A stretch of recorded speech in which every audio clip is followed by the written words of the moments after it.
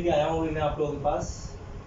और भाई मैं बताना चाहूँगा एक बात भाई कि इन क्लास से अगर आप पढ़ने वाले हो, इस वीडियो को देखने वाले हो, तो आपको कभी भी इस तरह के क्वेश्चनों में जो आपको कंफ्यूज करते हैं 9th के क्वेश्चन, वो कभी भी दिक्कत नहीं करेंगे संख्या से रिलेटेड। ठीक है, ये वीडियो मैंने संख्या पे ही बनाई है। तो कारण, एक तो कारण वाला क्वेश्चन दिया हुआ है यहाँ पे, नीचे दिए गए कथन सत्य हैं या असत्य, कारण के साथ अपने उत्तर दीजिए। बहुत से बच्चे सत्य असत्य तो बता देते हैं भाई, स्कूल में देखा, पूछा सत्य है, सत्य लगा दिया, सत्य है, सत्य लगा दिया।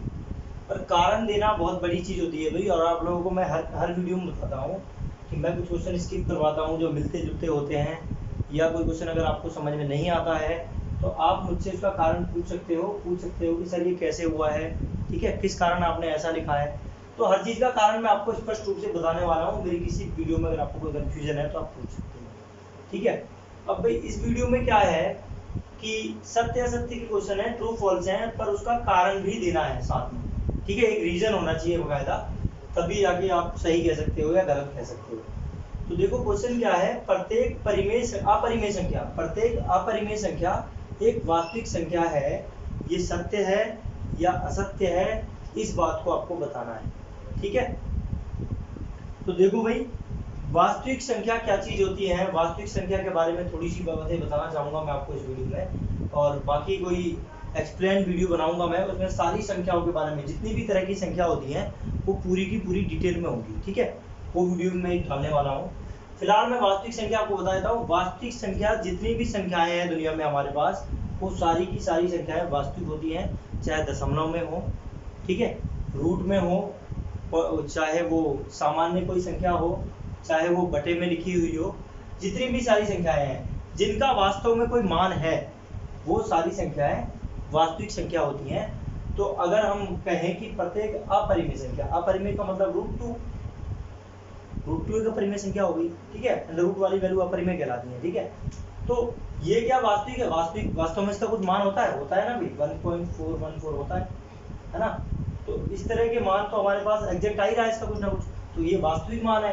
इसलिए हम कह सकते हैं कि प्रत्येक अपरिमेय संख्या एक वास्तविक संख्या है, कह सकते हो, ठीक है भाई।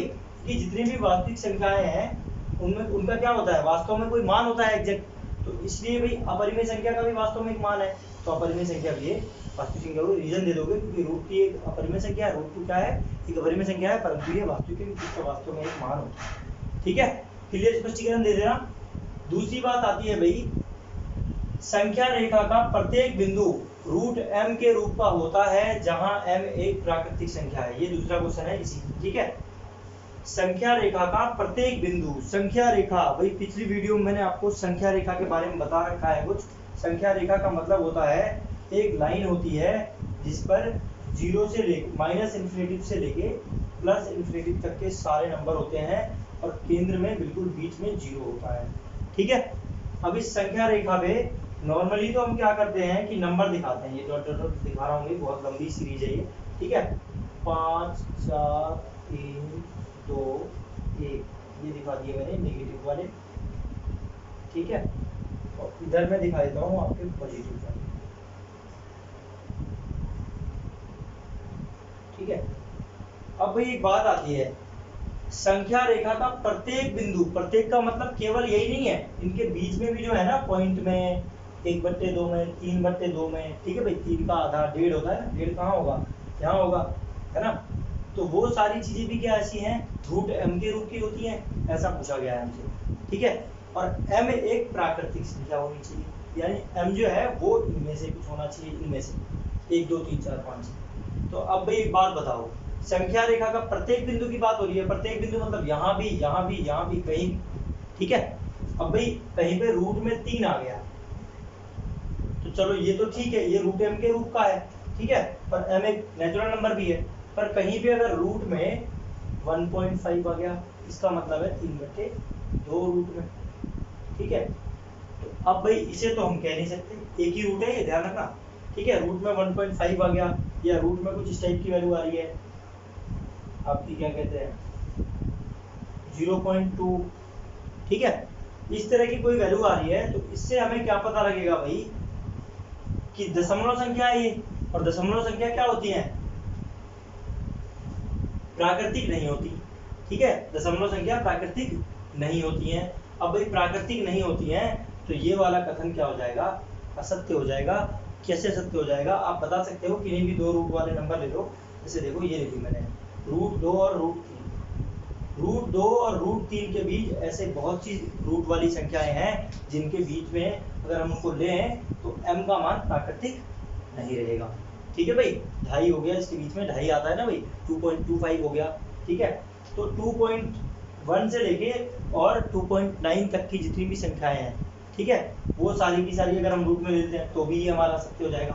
तो आप सीधा सीधा बता दोगे कि √2 और √3 के बीच ऐसी बहुत सी संख्याएं हैं जो हमारी क्या है, √m के रूप में तो लिखी जा सकती हैं, पर m एक प्राकृतिक नहीं होगा, तो अतः ये असत्य हो जाएगा। ठीक है, चलो तीसरे पे आते हैं। तीसरा क्वेश्चन है, प्रत्येक वास्तविक संख्या एक अपरिमेय संख्या होती है। प्रत्येक वास्तविक संख्या एक अपरिमेय संख्या होती है, इसका अर्थ है पहले वाले प्रश्न का जस्ट अपोजिट पूछ दिया। ठीक है, तो पहले वाले प्रश्न का जस्ट अपोजिट है, तो भाई क्या था यहाँ पे, अपरिमेय संख्या एक वास्तविक संख्या होती है, तो अपरिमेय तो वास्तविक होती है, पर प्रत्येक वास्तविक अपरिमेय हो सकती है क्या, प्रत्येक वास्तविक अपरिमेय नहीं हो सकती। कारण पे आ जाते हैं, कारण क्या होगा इसका, तो कारण इसका ये है भाई कि जैसे देखो मैंने एक वास्तविक संख्या ले ली 2, तो 2 जो है वो वास्तविक तो है पर अपरिमेय है क्या, अपरिमेय नहीं है, क्योंकि 2/1 लिख सकता हूँ और 2/1 लिख सकता हूँ, तो ये परिमेय है। ठीक है, क्लियर है। पहले वाले को देख लो, पहले वाले में मैंने बोला था √2, तो रूट वाली जितनी भी संख्याएं होती हैं वो अपरिमेय होती हैं, वास्तविक तो है पर अपरिमेय। ठीक है, परिमेय, इनके नीचे 1 भी लिखते हो तो भी कोई फर्क नहीं पड़ता, ये अपरिमेय रहेगी और ये क्या कहेंगे भाई, इनको हम परिमेय नहीं बोल सकते। ठीक है भाई,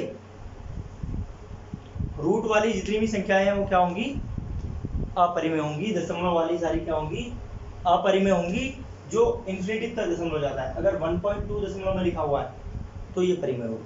ठीक है, तो इनके ऊपर एक वीडियो में डालूंगा तो आपको समझ में आ जाएगा कि ये भाई 12/10 हो जाएगा, 6/5 ये परिमेय। ठीक है, ऐसी वाले दशमलव जैसे 1.22222 फिर 3 आ रहा है, फिर 7 आ रहा है, मतलब एग्जैक्ट इसका पता नहीं चल रहा कहाँ तक जाएगा, अलग अलग वैल्यू आती चली जा रही है। ठीक है, जैसे 22/7 में आता है, 22/7 तो है, पर अगर 22/7 का मान रखा गया है 3.14 समथिंग, तो ये क्या हो जाएगा, अपरिमेय हो जाएगा, या पाई की वैल्यू अपरिमेय हो जाएगी। ठीक है, चलो तो ये तीनों क्वेश्चन तो क्लियर हो चुके हैं भाई आप लोगों को। कारण भी मैंने आपको स्पष्ट रूप से दे दिया है कि एग्जांपल आपको दिखाना है कि भाई ये कारण है। ठीक है, नेक्स्ट क्वेश्चन पे आ जाते हैं। नेक्स्ट क्वेश्चन कुछ इसी टाइप का पूछा गया है भाई, मैं बुक से पढ़ के बताता हूँ आपको। क्या सभी धनात्मक पूर्णांकों के वर्गमूल अपरिमेय होते हैं?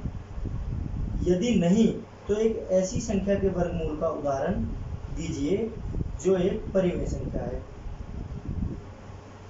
हाँ भाई, इस सवाल को बड़े ध्यान सुन लेना भाई आप लोग। क्या सभी धनात्मक पूर्णांकों के वर्गमूल अपरिमेय होते हैं? सभी धनात्मक पूर्णांकों के वर्गमूल अपरिमेय होते हैं। तो धनात्मक पूर्णांक हमारा क्या होता है भाई, 1 2 3 4 5 6 7 8 9 10 12। ठीक है, एक बात बताओ, इन सबके वर्गमूल अपरिमेय है क्या? इन सबके वर्गमूल नहीं, इन सबके अपरिमेय नहीं है भाई। अगर 4 का आप करते हो रूट क्या आ जाएगा, 2 आ जाएगा। ठीक है, 9 का रूट करते हो तो क्या आ जाएगा, 3 आ जाएगा। ठीक है, तो आप क्या लिख दोगे यहाँ पे भाई कि सभी धनात्मक पूर्णांकों के वर्गमूल अपरिमेय नहीं होते, जैसा कि √4 ये क्या हो गया भाई, परिमेय बन गया। √9 ये क्या बन गया, 3 बन गया, परिमेय बन गया।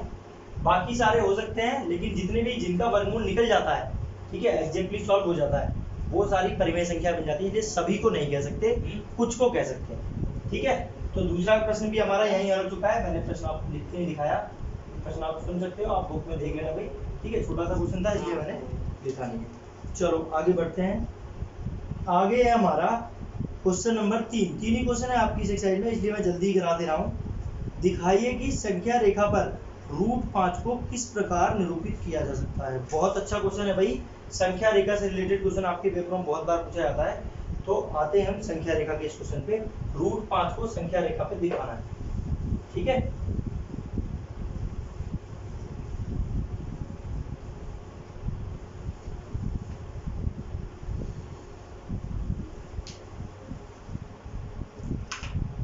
दिखाइए कि संख्या रेखा पर रूट 5 को किस प्रकार निरूपित किया जा सकता है। क्वेश्चन नंबर 3 है आपका, ठीक है। संख्या रेखा पर मैं रूट 5 को दिखा रहा हूँ, देख लो बड़े ध्यान से। ये होती है संख्या रेखा, बीच में होता है 0, ठीक है। फिर मैंने बताया था कि यहाँ 1 ले लो, 2 ले लो, 3 ले लो, जो भी आपको लेना है। इधर -1 आ गया, -2 हो गया, -3 हो गया, और इन्फिनिटी तक होता है, -इन्फिनिटी तक, इधर प्लस, ठीक है। चलो अब कह रहा है रूट 5 को किस पे दिखाना है, संख्या रेखा पर। रूट 5 को संख्या रेखा पर निरूपित करना है, ठीक है, निरूपित करना है। लिख लो आप क्या क्वेश्चन करना है, ठीक है। चलो तो एक बात बताओ भाई, रूट 5 कैसे निकलता है। अगर मैं क्या करूं कि भाई रूट 3 प्लस रूट 2 करूं तो क्या रूट 5 होगा, नहीं होगा। तो रूट 5 देखो कैसे लिखेगा, मैं बताता हूं।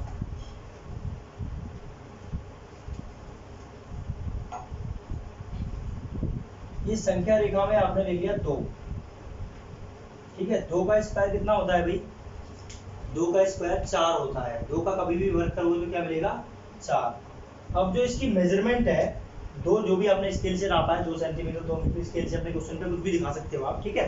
बस यूनिट 2 होनी चाहिए कोई सी भी, ठीक है। अब जितनी 1 की वैल्यू है उतना 1 आप यहाँ पे ले लो, इसके जस्ट स्ट्रेट भाई 90 डिग्री का है, ठीक है। संख्या रेखा पे दिखा रहा हूँ मैं रूट 5 को, बड़े ध्यान से देखना आप कहाँ पे आएगा, ठीक है। ये 1 के इक्वल है, ठीक है। अब भाई एक बात बताओ, आपने किसी ने समकोण त्रिभुज के बारे में कुछ सुना हो। समकोण त्रिभुज में एक थ्योरम लगती है हमारी, पाइथागोरस थ्योरम, पाइथागोरस प्रमेय कहते हैं, ठीक है। अब यहाँ से लेके यहाँ तक की जो टोटल वैल्यू है वो कितनी है, 2 है, और ये वाली 1 आपको दिखी है, ठीक है। टोटल वैल्यू यहाँ से यहाँ, ठीक है। और एक बात बताओ, अगर मैं पाइथागोरस से इस वैल्यू, ये वाली वैल्यू निकालूं, कर्ण निकालूं किसी त्रिभुज का, ठीक है, कर्ण निकालूं तो क्या होगा, बड़े ध्यान से देखो। पाइथागोरस प्रमेय हमसे कहती है कर्ण का स्क्वायर बराबर लंब का स्क्वायर प्लस आधार का स्क्वायर, ठीक है भाई। ये हमारी पाइथागोरस रफली करना होता है ये काम आपको, समझाने के लिए कर रहा हूँ, इस वजह से करने की जरूरत नहीं है आज, ठीक है। तो देखो कर्ण हमारा क्या हो गया, कर्ण हमारा पता नहीं है, ये वाली वैल्यू, ठीक है। और लंब हमारा कितना हो गया भाई, लंब हमारा 1 हो गया, और आधार हमारा 2 प्लस करा देंगे, जोड़ेंगे तो क्या हो जाएगा, ये 1 + 4 कर्ण का स्क्वायर के बराबर, ठीक है। तो कर्ण की एग्जैक्ट जो वैल्यू होगी वो क्या होगी, 5 तो ये हो ही गया, और स्क्वायर है इधर आएगा तो क्या हो जाएगा, स्क्वायर इधर आता है तो रूट हो जाएगा।